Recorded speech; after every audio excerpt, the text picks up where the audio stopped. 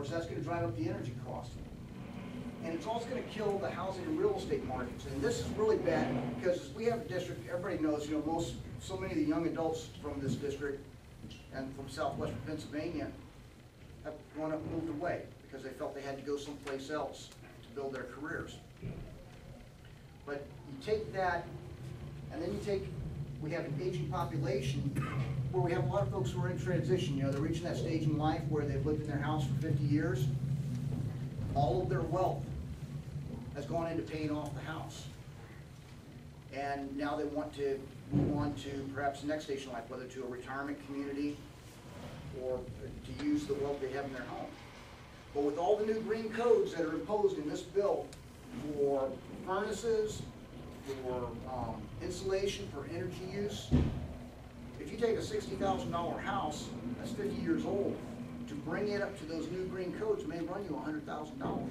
So what does that do to the value of that house? And what does that do for the younger couples who want to buy a starter home and fix it up? It's going to destroy the housing markets, and it's going to trap people in their homes and prevent people from moving on to that next station in life, whether they're young or old. And once again, it's just all designed to save us from this global warming, which has been so thoroughly discredited, it's ridiculous. And there's a great video, I believe it's up on my website now, you can link to it. John Coleman, who is the founder of the Weather Channel, meteorologist, 50 years in the business, he goes through and does a scientific analysis and tells you where global warming is total bunk and man-made climate change is non-existent, and gives an excellent presentation on it. Well, I've told you some things that are wrong and what Jack is doing and why it's bad. But let me give you perhaps a better way to fix some things. Let's look at Medicare. Now, right now, everybody agrees, all the experts agree, that Medicare is going to be broke by 2017.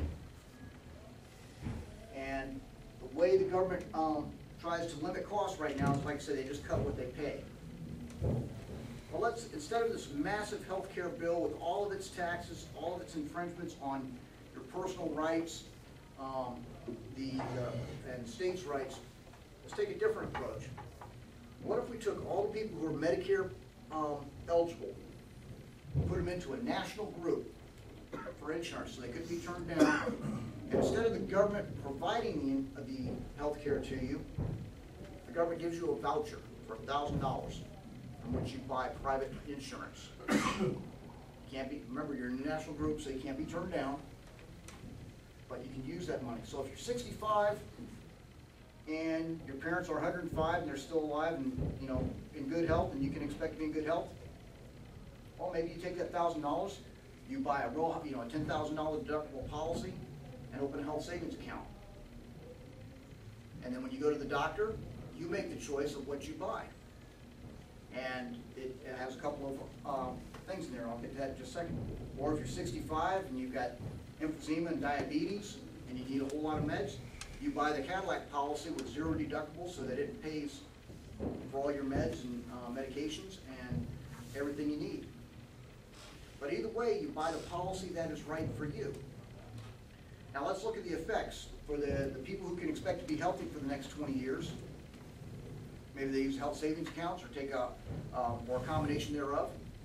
But when they go to the doctor, when they pay cash, it lowers the cost of the doctor doing business. The other thing is that if you couple that with lawsuit abuse reform, so when the doctor says, okay, well, I want to do an MRI and X-ray and all these extra tests that doctors are ordering to protect themselves from lawsuits, you kind of go, well, those are all kind of expensive. Which ones do I really need? What's your best guess? But it starts that negotiation process between the patient and the doctor. It's not just a blind, okay, doc, I'll do what you say, and the insurance will pay for it, and nobody cares. It reintroduces that critical exchange of ideas. And then, when you go to buy your medications, well, do I want the real expensive high-end stuff, or does a generic work for me? Do I need to go to the, instead of, is Tylenol or regular bare aspirin fine with me, or do I want the Cadillac stuff? It's up to you.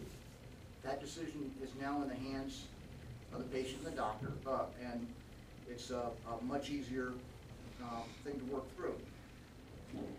The other piece of that is that, remember when I mentioned that a doctor who treats a Medicare patient has to treat so many other privately insured patients? It removes that part of the equation. Now my campaign manager, Peg Luxick, she has a great story she tells. She worked with a place called Mom's House where she was working with a number of single mothers, and she had, and helps them get through school to get back and become self-sufficient. Well, she had a single mother who had 2 little girls. One little girl had to go to a doctor's appointment. The mother had a college, it was a chemistry lab exam, so it couldn't be moved, and Peg ended up taking the child to the doctor. Walked in with a Medicaid card. She was a couple of minutes late, and the receptionist immediately begins excoriating her. You people are so irresponsible, you're always late, and basically made a public issue of it. Said you'll just have to wait and you'll get to see the doctor when he's through if he's got time available. Now, of course, she sits down and the doc comes out and says, oh, hi, Dr. Luxick. And anyway, it was much to the embarrassment of the receptionist, and the receptionist, oh, I had no idea. But it gave Peg that snapshot of how this young mother was being treated. And oh, by the way, the assumption was that this young single mother was an irresponsible young single mother. No. She was a widow. Her husband was a police officer, had been killed in the line of duty. Just happened to be underinsured. She'd gotten married at 19, was 23, widow with 2 small kids. So she was trying to finish up her degree and provide for her family. But those are the kind of assumptions that go with government health care cards.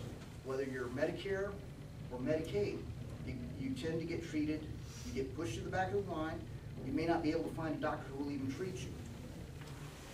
If we do this, everybody walks in with the same Blue Shield, Blue Cross card, or private insurance, and they've got that treatment. And oh, by the way, there's a real big savings to this right off the top. Because Medicare runs about $1 trillion a year. This program, by simply providing me the access to insurance, would be $800 billion a year. 20% savings right off the top. Plus lawsuit abuse reform. Plus the shopping functions that occur between doctors and patients. Plus the improved care. And guess what?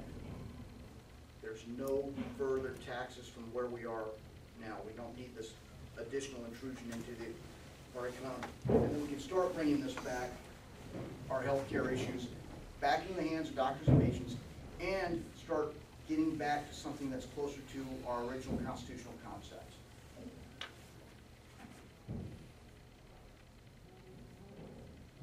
Then finally, energy. The Department of Energy was created in 1977 to bring us towards energy independence. And it currently employs 83,000 some odd people. And we're more dependent on foreign energy today than we ever have been. What if we just eliminated the Department of Energy? Amen.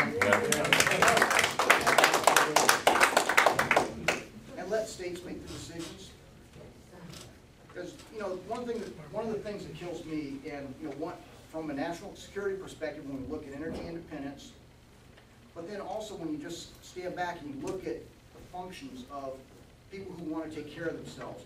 We've got one of the greatest gifts and resources in this area. When you look at our coal, we can make gasoline for cars out of coal. We can make jet fuel out of coal.